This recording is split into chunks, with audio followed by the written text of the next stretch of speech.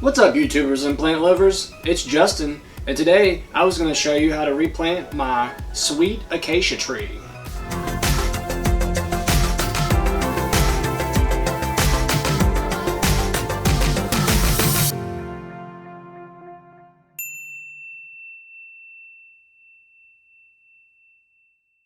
Now, the scientific name is Vachellia farnesiana. At least that's how I'm going to go with it.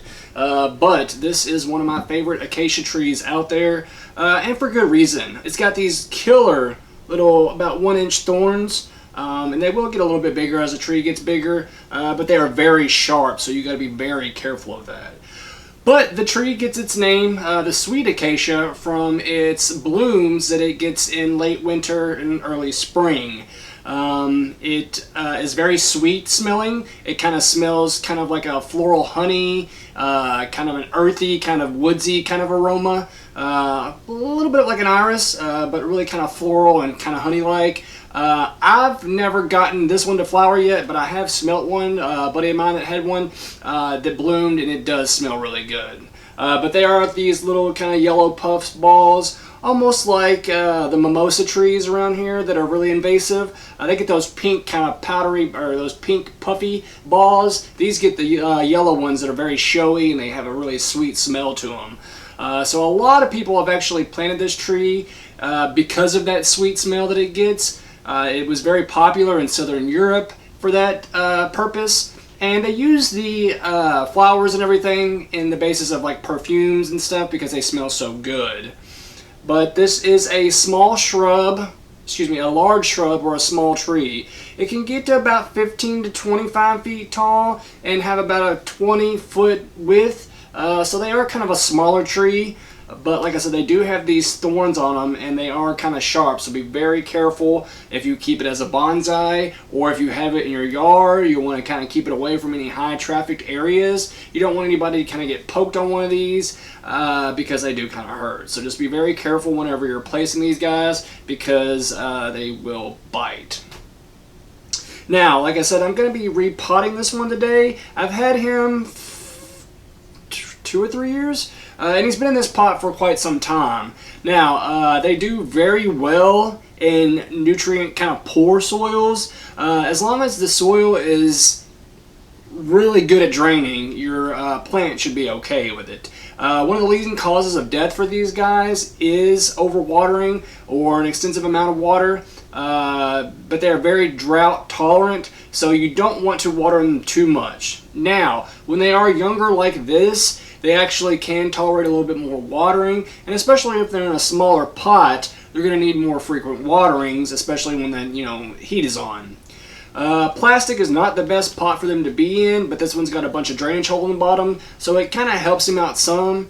And in Kentucky, we get a lot of summer rain, so that's kind of bad for this tree, but I've got him situated to where he doesn't get a whole lot of rain, kind of in an overhanging area, and that kind of protects him from a lot of that water that would potentially kill him here in Kentucky.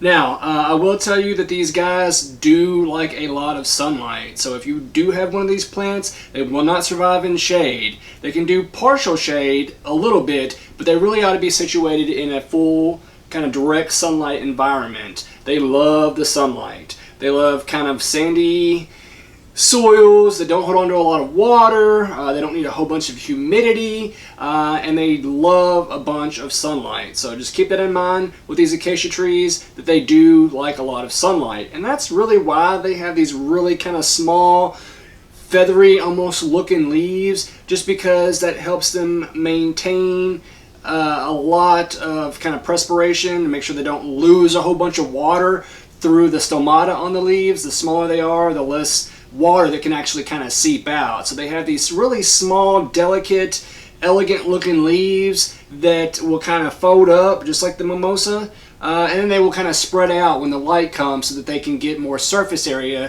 for all that sunlight. But that's why they do have these really kind of small little leaves, so that they won't lose a whole bunch of water.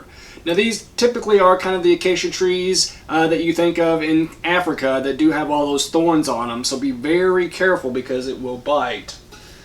Now, I'm going to go ahead and put it in a little bit of a larger pot, and this is a terracotta pot. And the reason why I wanted to do an actual terracotta pot is because they are porous. It has a really nice sized drainage hole on the bottom, and I went ahead and put in a drain screen here just to make sure that a whole bunch of that sandy soil that I put in won't actually wash out and kind of leave him with a bunch of roots exposed. And I have a really bad problem in Kentucky with roly-polies and all kinds of bugs just kind of coming in here and going up through the soil and then just eating on the roots and everything. So I always put one of these in there whenever I can. So I went ahead and put one of those in before the video just to make sure that I wouldn't have any problems with him in the future. Now I do have my isopropyl alcohol. I always say that I get normally about 97% just for sanitation purposes, but anything above 90 should suffice with cleaning. So anything that's going to come into contact with your plant, make sure you sanitize quite thoroughly with some rubbing alcohol or some hot soap and water.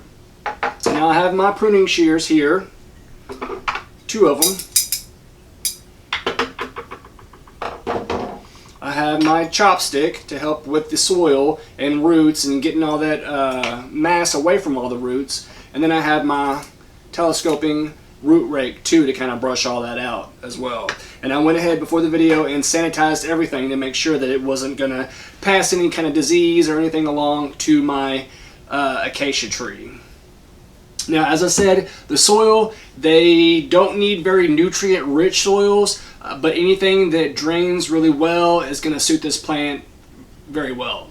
Now, when it comes to soil pH, they're highly adaptable. They can tolerate anything from 5.0 on up to 8.0. So they'll like high acidic soils or high alkaline soil or anything in between. But I have this cacti, Miracle-Gro, and succulent soil here that is really good at not holding onto a bunch of water. So I'm going to use this for the most part and then add in a little bit of compost to it too. Now I do have my little bucket underneath me to catch any debris that's going to fall down in there or any of the soil. So don't worry about me doing this indoors. And now since I'm adding 2 different soil substrates, I'm going to just kind of mix that in with my fingers and just kind of make it more consistent throughout so that all this nutrients isn't just sitting on one area, but kind of evenly dispersed through here. Very carefully, I'm going to grab him by the base of the tree and then gently pull away this pot, and then I'll take my root rake here and just lightly start brushing all of this down just to kind of loosen up this mixture. Free away some of this mass from the roots. And remember, I'm not pulling super hard, I'm just trying to loosen this up. If nothing's going, I'm not going to force it. I don't want to rip off a bunch of roots.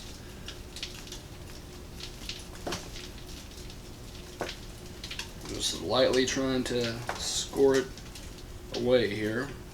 Alright, now, scoring away all this mass from the roots really kind of helps your plant from being root bound and encircling the pot.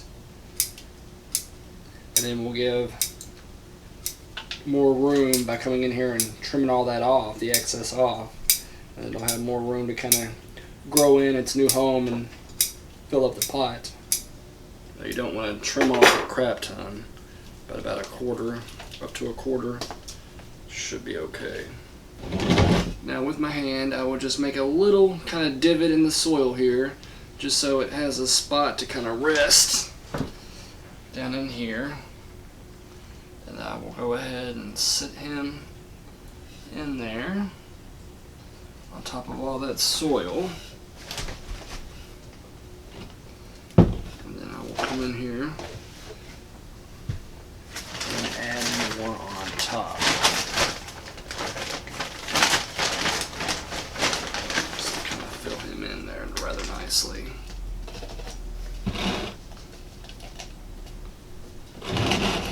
not sure if you can tell, but the soil is rather wet.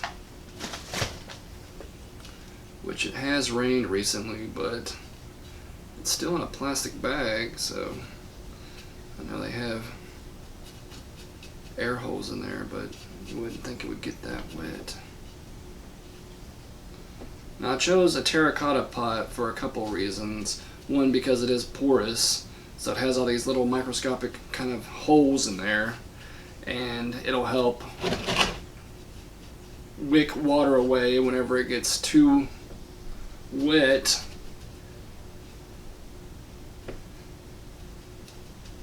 So that it'll keep him from succumbing to root rot. If he were in like a plastic pot, it wouldn't be able to kind of dry out quicker. And because they are heavy, so I really don't have to worry about him accidentally getting knocked over, especially if it gets really windy or storms. He stands a pretty good chance of staying upright. And I think terracotta pots look pretty good, especially in bonsai. And as I'm adding soil in, you just want to take your fingers and gently tamp the soil down around the plant. Now you do want to make sure that the roots all get covered up by the soil, because if they're left exposed to the hot sun, they'll dry out rather quickly and start to die. So at least cover them up some.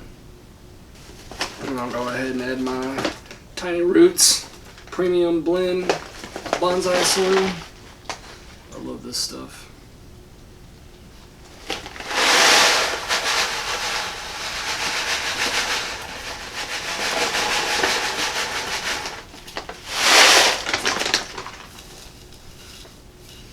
Be very careful when you're applying it. It's got a lot of dust. You don't want to breathe all that in. Now that'll help with the aesthetics of it. And I've noticed a lot of my cats, a lot of stray cats around here, always like to get in pots that have soil exposed, because they can just get in there and bury whatever they leave. And they don't typically like to get in pots with a lot of rocks in there.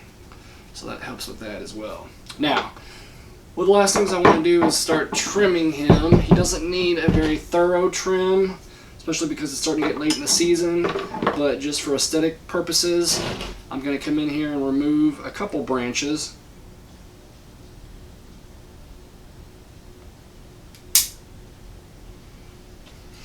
As I always say, anything that's going to cross, that when it starts to cross, it'll actually rub and create an opening. You want to actually kind of nip that in the bud and make sure you trim that. Now these trees are known to send up a lot of suckers too, so you do have to do a little bit of aggressive pruning every so often, just to make sure you keep that look you're wanting to go for with this tree. I like the single stem look, so I'm going to cut off any kind of potential suckers I may see. Yeah, these trees have great ramification, great branching structure. They have kind of a zigzag look to their branching, and that makes them look really elegant and showy and really unique kind of. So especially with the branching, with the stem and the bark, it's kind of smooth but kind of textured and rough. Younger branches are typically kind of greenish and gray. Older ones kind of get a little bit darker. And it looks really good with these small, showy little green leaves. These feathery looking, elegant leaves just look really awesome with this tree. And I can't wait for this one to actually bloom. And when it does, I'm going to do an update video on it. I've noticed a little spider web up here, so I'm going to take him out there and make sure I kind of water him down a little bit to get rid of any air bubbles that are down in the soil and kind of clean him up a little bit too. Alright guys, well I think that's it for this one. I think this one looks rather good. I went ahead and watered him down some to kind of free up some of the spider webs and make sure he got plenty of water to get rid of any air bubbles down and around the roots. As always, I'd like to shout out to some of my patrons. I'd like to give a special shout out to David and Heather. Thank you all. If you're interested in supporting my channel through Patreon, check the link in the description box below. As always, supporting my channel goes to buying new plants, giving these plants homes, water, light. Alright guys, well that's it for this time. It's been Justin reminding you that if you can, go out and plant a tree. Let's reforest the world. And while you're at it, be sure to hit the like button if you enjoyed this video, and the subscribe button if you'd like to see more. As always, I appreciate everyone watching. Have a good one, and don't forget, always plant prudently. Thank you, YouTube.